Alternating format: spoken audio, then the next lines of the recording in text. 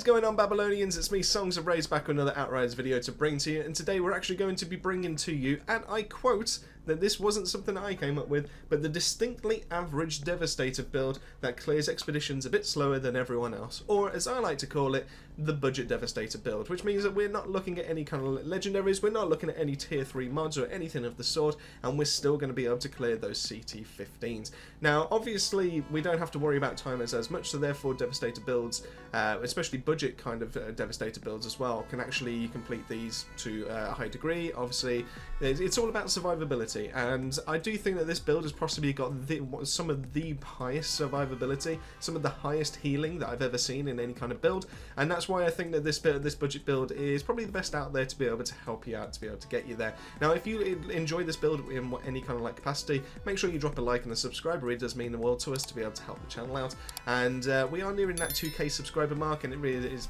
going to be such a huge milestone for ourselves. So we will be doing some kind of like competition to be able to give back to the community to say thank you for all the continued support. So make sure you stick around, make sure you keep an eye out for some of the videos that are going to be coming out shortly to be able to give you ideas as to how you can be able to enter for that. But as always, without further ado, let's get into the video. So I'm going to try and keep this a bit more short, a bit more sweet, because the gameplay in the background is still going to carry on going, and what I want to do is just be able to quickly discuss the build, to be able to give you a couple of screenshots, because I've noticed some of our build videos have started creeping anywhere between 15 to 20 minutes, so therefore I don't really want to be keeping all of your time when it comes to this. So I'm going to try something a little bit different with that. I'm going to mix it up a little bit. So if I have a quick look at the build, the main thing that you want to be able to grab is an automatic shotgun. Now, automatic shotguns come with either 10 or 20 round mags, and preferably the 20 round mag, because we are going for an anomaly powered Devastator, and what you want on this, and what's crucial for this, is weapon life leech and death chains. Now, death chains is a tier 2 weapon mod that doesn't necessarily get much of a look in unless you're kind of going for something that needs a little bit of health, but it's a tier 2 mod. It's it's not the most damaging, but it actually does serve quite a good purpose in this build. So when you have weapon life leech on a weapon and you have death chains on top, death chains will deal damage up to 193,849 damage over 3 seconds, and weapon life leech will actually treat that mod damage that is actually dealing as healing, and it will actually heal you for a percentage of that over time. So obviously, if I put all my stats into weapon life leech on this, it goes up to 18%. I'm healing for 18% of the weapon damage that I'm actually dealing with death chains. Now, I've also got on this Claymore, and Claymore is basically the nerfed down version of Claymore Torrent, so therefore I'm only dealing Claymore damage to the enemy that I hit with the shotgun, but because it's a shotgun, I'm able to inflict it to more than one enemy at a time. So it gives us a little bit of mod damage over time, and it just really helps out the build a little bit as well. Now, obviously, this means we're going for all epics when it comes to the gear pieces. Now, obviously, as soon as you get any kind of 3 pieces of the Seismic Commander set, you'll see your damage increase massively, and obviously legendary weapons like the Funeral Pyre will definitely help out, especially if you can get Claymore Torrent on top of that as well. So if we have a look at the headset, so we're going for the main things that we're kind of looking for are anomaly power and cooldown reduction. The third attribute can be swapped up with status power. It can be swapped up with skills life leech, just to be able to give yourself a little bit more kind of like healing on top of that. But the third one's kind of here and there. Feel free to mix and match with those. Just as long as you've got the 2 good rolls, you should be fine with the rest. So as long as we've got the anomaly power and the cooldown reduction, you're good to go. So to start off with, for when it comes to mods, I'm looking at Blood Shock, I'm looking at Earth's Legacy to be able to obviously inflict bleed on every time I use Earthquake. I'm looking to be able to extend my skill's range by 60%. I've gone for Ground Crush. I'm looking to be able to increase the damage, or the base damage of what the Earthquake can actually deal before it hits modifiers. And I've also gone for Extra Quake to be able to trigger the skill 1 extra time before it goes into cooldown. On top of that, we've got a couple of mods in there to be able to help assist with increasing our anomaly power just by actually just being in the fight. So I've gone for Stand Tall, which means as long as we're out of cover for more than 5 seconds, we are receiving a 10,577 anomaly power boost. We will ignore the firepower because the firepower is pretty much neither here or there. So just know that that's going to be on there as well. On top of that, we've also gone for Move Groove, which also increases our anomaly power by another 9,066. It does also increase firepower, but once again, we're going to ignore that. In terms of actual modifiers in terms of damage and all that, we have gone for Bloody Boost, which means that we're boosting any of our damage Whether it be mods, whether it be weapon mods, whether it be skills or anything like that, we're actually boosting all of that by 15%. Obviously that can get even better with Tainted Blood, but because that's a tier 3 mod, we aren't planning to use that on this build, but as soon as you get access to one of those, it can definitely fit straight in on this. We've also gone for Untamed Power, because Untamed Power will actually give us a nice damage boost, a nice DPS kind of bump every single time we use a skill, and that means that we're also, every single time we use an Earthquake, every single time we use Gravity Leap, every single time we use Melee, and also to a lesser extent every time we use Reflect Bullets, we are activating this to be able to proc it, to be able to deal a nice chunk of like around about 56k, which obviously then scales up even higher as your anomaly power gets bigger, which there are several ways to be able to do so. The last one, the mod that we kind of really need to talk about, well, apart from Human Comet, increasing our skill damage by 129,000 for Gravity Leap, because might as well turn it into a damage if we can't do debuff. The last one we really need to talk about is Phantom Dash. Now, Phantom Dash is kind of a mod that doesn't really get much of a luck in, because it is purely there for movement, and because it doesn't offer any kind of like DPS, it doesn't offer any kind of like extra survivability in a way to your build. Most people just kind of just give up on Phantom Dash and just don't really bother with it.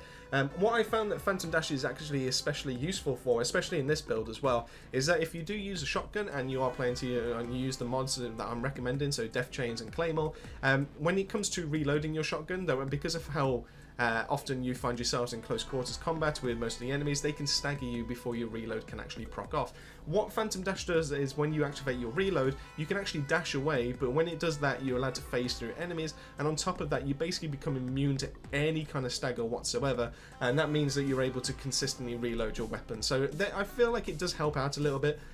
But once again, this is kind of like the mod that you can happily just replace with, and just if you get any better mods, or you feel like you've got something else to be able to, you want to be able to add something else onto some of your skills, then by all means feel free to swap out Phantom Dash. But I actually did kind of find it useful in certain scenarios. It did actually have a little bit of use. If we quickly have a look at the skills, now the skills I did already mention, but we've gone for Earthquake, we've gone for Gravity Leap, which are our main damage dealers, and then we've gone for Reflect Bullets. Now, Earthquake is on a 6.8 second cooldown, which is especially quick, and Reflect Bullets will, even though it says 13.2 seconds, it does cool back, come down off cooldown a lot quicker than that, just purely based on the fact that we're activating it and then cancelling it straight away, which means that we're getting a bonus from something that's in our skill tree, and we're also getting like 90% of our cooldown back, which means that within like 1 to 2 seconds we are actually ready and waiting for it to actually proc again. So we always have a nice anomaly power boost. Gravity Leap is, just like I said, purely there to be able to interrupt enemies, but it's also there to be able to as a movement skill, and it also helps in terms of dealing with quite a chunk of damage as well at the same time.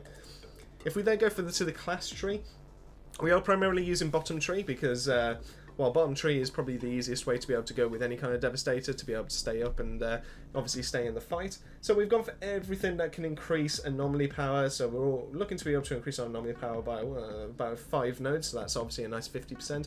We've also picked up resistance piercing wherever we can, which means that we're dealing an extra 30% anomaly power damage through what the enemy already has. And we've gone for the capstone to be able to get Earth's Heritage, to be able to increase the damage that our Earthquake does by 50%. Other nodes to be able to take note of, we have picked up Executioner because I do think that's a really nice one just to be able to help finish off enemies when they get low. We've picked up Strong Arm of the Law because that doubles our class melee skill, which can actually be quite a decent damage dealer, but the reason why we've gone for that is because we are planning to use our melee, and that's because we've gone for Strong Arm of the Anomaly, which means every single time, every enemy within 10 seconds that we hit with our melee, we're actually getting an increase to our resistance piercing by 15%, which then boosts how much damage our skills actually do.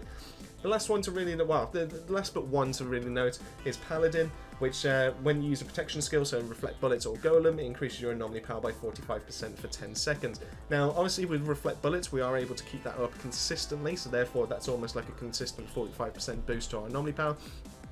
But if you can't be done with the fact that you've got to be able to activate it and then cancel it and do this every single 10 seconds, then by all means swap that over to Golem, and then that will give you a nice damage protection as well as give you that, the extra 45% in anomaly power. Obviously it won't stay up as often as you will with Reflect Bullets, but it doesn't need as much micromanagement to be able to keep that power up. The last thing that we really need to cover is blood donation. Now, The last thing we need to cover will be blood donation. Now, to be able to go into there, we are inflicting bleed with the majority of stuff when it comes to our kit, because Earthquake is on such a short cooldown, and obviously we're getting modifiers when it comes to bleed. Therefore, pretty much everything will be bleeding in front of us, which gives us some nice passive health regen. Now, when we pair that up with the weapon as well, which means that we're getting nice weapon life leech, due to death chains over time, and that can be inflicted on multiple enemies. You've got so many ways to be able to heal, and I do think that this is probably the best way to actually keep yourself alive. I don't think I ever saw my health dip down even in like less than 50% when I did the CT15 in the background. I could be wrong, but I don't remember seeing that go into the orange kind of colour side of things when it came to a health bar. And that was also including times that I was in the Purge as well, which is obviously that area of effect for a Broodmother that when they put down. So overall, I do think that this is probably the best way to stay alive. It does require quite a few enemies on screen to be able to do that, so it's not like it's going to be consistent for either Storm, so you're not able to out-heal everything that Yaga kind of throws your way. So I wouldn't necessarily recommend it that way. I'd wait until you get some kind of like legendary gear and some tier 3 mods to be able to start taking that on. But this budget build will definitely see you through pretty much every single one of the CT15 standard expeditions, and I think this is geared up perfectly to be able to actually tackle all that. Overall, this is a build that's very easy to be able to build, this is very easy to be able to cater for, and because we don't have a timer to be able to worry about anymore, I do think this is probably one of the better builds to it, especially budget-wise, to be able to actually run when it comes to CT15s and expeditions. Now, could this potentially carry other people? I do think it needs a few tier 3 mods to be able to do so, to be able to kind of like reach that kind of height. But it's not like you're going to fall down, it's not like it's going to knock you over or anything like that. You could definitely get the work done, it's just a matter of how much time do you think you actually have.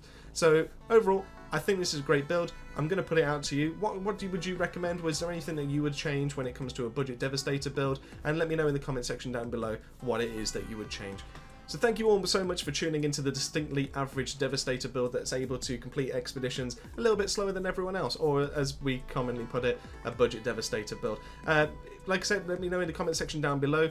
Let me know what you would change about this build. What did you find a bit of success with? Is there anything that you would recommend that we would change in this build? Like I said, I think Phantom Dash is possibly the one thing that people would actually change, and I understand why, but like I said, I managed to find a little bit of usefulness when it came to it, but I'm open to other ideas on that as well. But thank you all so much for watching all the way to the end of this video. It really does mean the world. Make sure you have dropped a like and a subscribe if you have, because it really does help the channel out. And as always, thank you all so much to the Babylonian family, because their names will appear at the end of every single one of our videos. Thanks so much for watching. As always, keep yourself safe, keep yourselves well, and I'll see you all on our next video.